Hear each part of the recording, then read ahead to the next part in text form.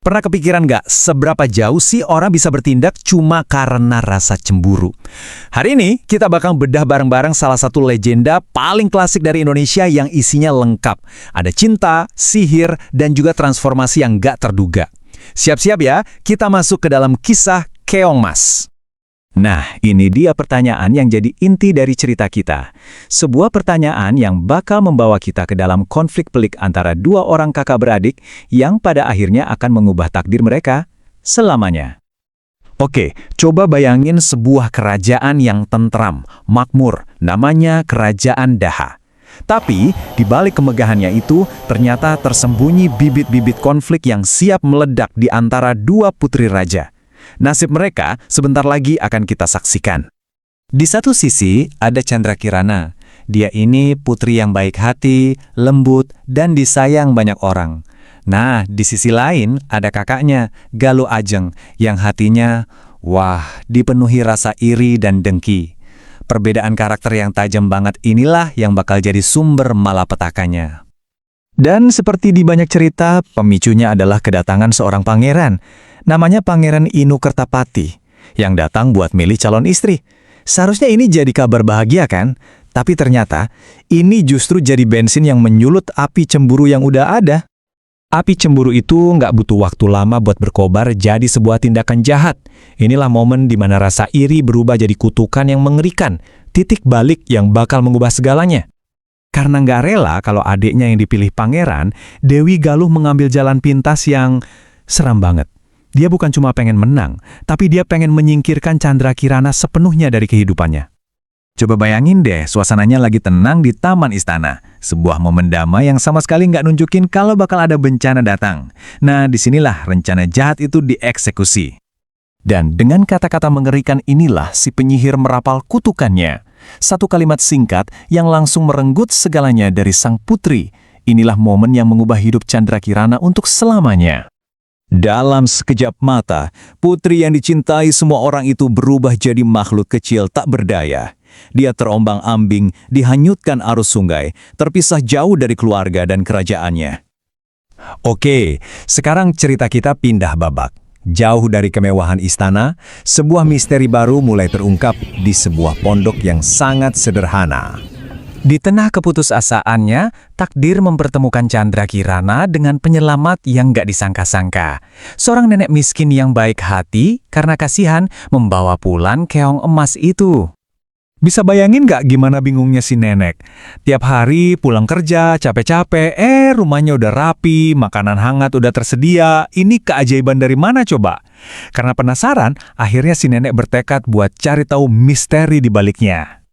Nah, disinilah kita bisa lihat inti dari karakter Candrakirana.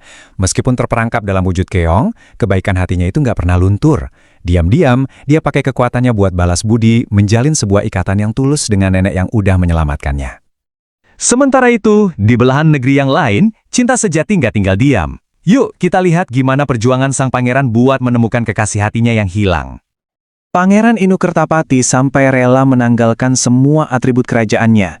Dia sadar satu-satunya cara buat nemuin Candrakirana adalah dengan turun langsung ke masyarakat, mencari dari satu desa ke desa lain, semua didorong oleh keyakinan dan cintanya yang besar. Dan inilah momen yang kita tunggu-tunggu. Disinilah kedua alur cerita kita akhirnya bertemu. Momen puncak di mana takdir, cinta, dan sihir bakal saling berhadapan. Aneh juga ya cara kerja takdir.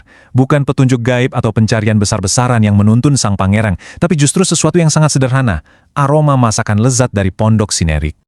Waktu masuk ke dalam pondok, matanya langsung tertuju pada si Keong Mas.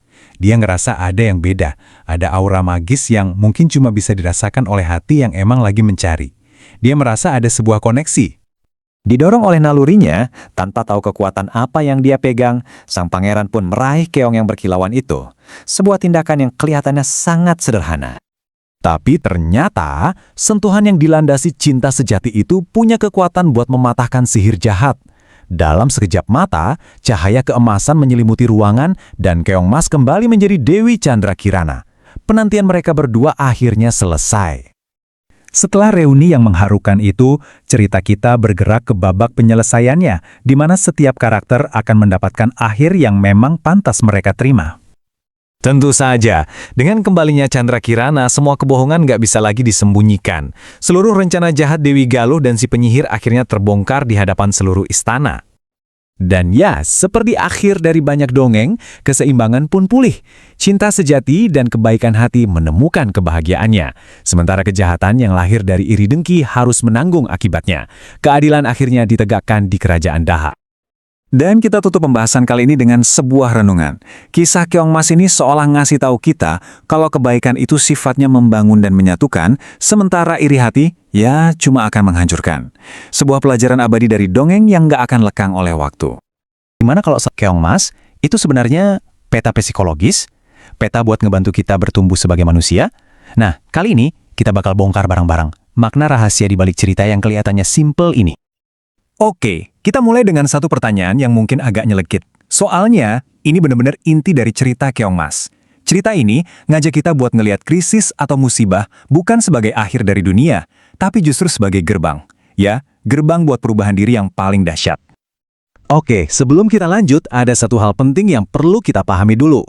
Cerita ini tuh bukan cuma soal kakak adek iri-irian di istana, bukan. Ini sebenarnya drama yang terjadi di dalam diri kita sendiri. Panggungnya ya di pikiran dan hati kita setiap hari. Lihat deh, di sini ada dua pemain utama. Pertama, Chandra Kirana. Anggap aja dia itu versi terbaik dari diri kita. Potensi kita yang paling murni, yang penuh kasih, yang bersinar.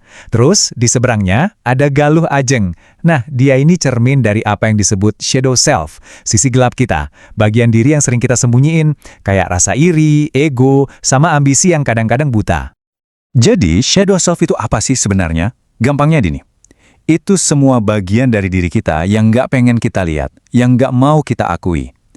Iri dengkinya si Galuh Ajeng itu bukan cuma sifat jahat di dongeng loh. Itu sifat manusiawi banget. Semua orang punya. Pertanyaannya bukan punya atau enggak, tapi siapa yang lagi nyetir? Sisi terang kita atau sisi gelap kita? Nah, disinilah ceritanya mulai seru. Momen penting pertama, kutukan. Chandra Kirana dikutuk. Tapi coba deh kita jangan lihat ini sebagai hukuman semata. Anggap aja ini kayak tombol reset. Pemicu yang sengaja ditekan supaya ada perubahan besar yang bisa terjadi. Cuma dengan beberapa kata aja, si penyihir langsung ngerebut semuanya dari Chandra Kirana. Jabatannya, kecandikannya, identitasnya hilang. Dia diubah jadi makhluk yang paling lemah, paling rapuh. Seekor keong emas. Coba bayangin deh, semua hal yang bikin kamu merasa jadi kamu, tiba-tiba lenyap gitu aja. Nah, ini simbol dari titik terendah, benar-benar jatuh sejatuh-jatuhnya. Oke, disinilah dongeng ini jadi dalam banget maknanya. Kita bisa pecah krisis ini jadi 3 fase. Pertama ya kutukannya itu sendiri, saat masalah datang ngehantem kita. Kedua, wujud keongnya. Ini maksa dia buat jadi rendah hati, nggak punya apa-apa lagi. Dan yang ketiga, pas dia dihanyutin di sungai, itu simbol pasrah total. Nyerah, ngelepasin semua kontrol. Jadi ini bukan lagi soal hukuman kan? Ini udah kayak proses pendewasaan buat jiwa. Setelah jatuh, kehilangan segalanya, dan pasrah, si Keong Mas malah nemuin tempat berlindung. Dan tempatnya ini benar-benar nggak disangka-sangka. Nah, dari sinilah kita mulai belajar soal kekuatan penyembuhan dari hal-hal yang sederhana. Kenapa sih harus di gubuk nenek-nenek miskin? Kenapa nggak di tempat lain? Ya karena gubuk itu kebalikan total dari istana. Di sana nggak ada saingan, nggak ada drama, nggak ada ambisi gila-gilaan. Yang ada cuma rutinitas yang tenang, kerja tulus yang nggak butuh pujian. Gubuk ini tuh simbol ruang aman, tempat jiwa kita bisa narik napas dan sembuh, jauh dari semua keributan dunia luar. Nah, ini bagian yang paling kena buat kita sekarang. Gimana caranya kita bangun gubuk kita sendiri di zaman serba sibuk ini? Ya macam-macam. Bisa dengan latihan mindfulness, bisa dengan sengaja detox dari sosmed, bisa dengan nulis jurnal, atau ngelakuin hobi yang kita suka tanpa mikirin harus jago atau dapat duit. Intinya, kita sendiri yang nyiptain ruang suci itu buat nyembuhin diri. Oke, jadi sementara Chandra Kirana lagi dalam mode penyembuhan yang tenang, di sisi lain ada yang bergerak aktif. Ada pameran Inuk Kertapati. Nah, perjalanannya dia ini simbol dari usaha kita. Usaha sadar kita buat nyari lagi. Siapa sih diri kita yang sebenarnya yang mungkin udah lama hilang? Coba kita lihat peta simbolis ini. Pangeran ninggalin istana, itu artinya kita berani keluar dari zona nyaman. Perjalanannya itu sendiri, yaitu proses aktif kita mencari. Dan yang paling penting, dia nemuin jawabannya di mana? Bukan di tempat mewah, tapi di gubuk sederhana. Pesannya jelas banget kan, kebenaran itu seringnya nongol di tempat-tempat yang sunyi, bukan di tengah kemegahan. Dan disinilah kedua jalur cerita ini akhirnya ketemu. Sisi yang menunggu dan sisi yang mencari akhirnya bersatu. Ini bukan sekedar happy ending biasa loh. Ini momen penyatuan diri yang, wah, dalam banget artinya. Momen pas pangeran nyentuh si keong dan boom, kutukannya pecah, itu bukan sihir biasa. Ini metafora yang indah banget. Si pangeran itu ibarat kesadaran kita yang aktif mencari. Sementara keong mas, itu potensi sejati kita yang lagi tersembunyi, yang rapuh.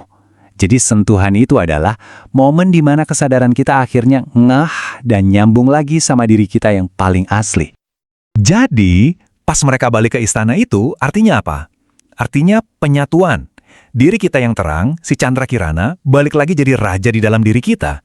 Terus gimana nasib si Galuh Ajeng, sisi gelap kita? Nah perhatiin deh, dia nggak dihancurin. Dia cuma digeser, nggak lagi jadi pusat kendali. Artinya, kita nggak lagi pecah jadi dua, tapi jadi satu lagi, utuh. Oke, kita udah bongkar ceritanya dari awal sampai akhir. Sekarang, yang paling penting, gimana caranya kita bawa semua ini ke kehidupan kita sekarang juga? Apa sih pelajaran praktis yang bisa kita ambil? Totalnya, ada 5 pelajaran penting. 5 pelajaran dari keong mas yang bisa jadi kayak kompas buat kita semua di zaman sekarang. Nih, dengerin baik-baik. 1, krisis itu bukan akhir, tapi awal. 2, kesederhanaan itu obat paling manjur. 3, perubahan besar itu datangnya dari kerjaan yang sunyi, yang nggak dilihat orang. 4, jati diri itu nggak turun dari langit, harus kita cari secara aktif. Dan 5, ini yang paling keren. Kemenangan sejati itu bukan ngalahin sisi gelap kita, tapi ngerangkul semuanya biar jadi utuh. Jadi intinya apa? Intinya gini, di dalam diri kita semua ada Chandra Kirana. Ada potensi yang luar biasa terang, tapi mungkin potensi itu lagi kejebak di dalam cangkang. Bisa cangkang rasa takut, rasa ragu, atau tuntutan orang lain. Dongeng ini bukan cuma cerita, tapi juga tantangan. Tantangan buat kamu dengan satu pertanyaan simpel tapi dalam. Cangkang apa yang siap kamu pecahin mulai hari ini?